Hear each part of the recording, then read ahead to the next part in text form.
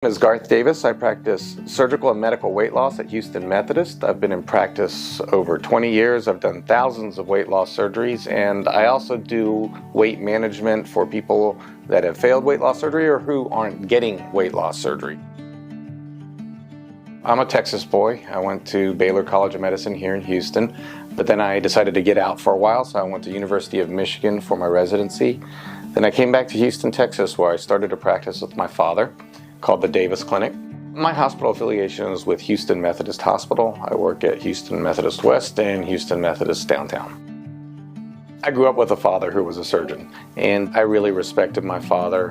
And some people go and play catch with their dad when they're younger. I would go to the hospital and operate with my dad. So I've been operating since I was a teenager. He was a big influence on me. I had a lot of respect for him, and in fact, I ended up not just being his son, but also being his partner.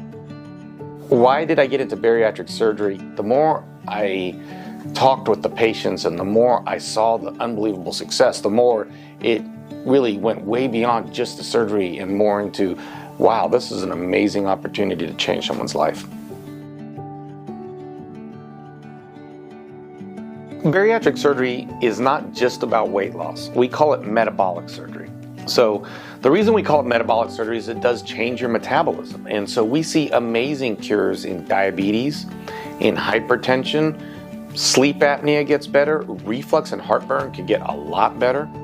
These surgeries are done laparoscopically, so we call it minimally invasive surgery. And so people actually do probably better than they think they would do. We send people home the next day after surgery. I want them up and active right away. I've had people go back to work within a week. Talking to a patient partner is important because your surgeon can't tell you everything you need to know about this process. Your surgeon hasn't had the experience of trying to eat an apple after a gastric bypass. Your surgeon hasn't had an experience of having clothes that are now too big.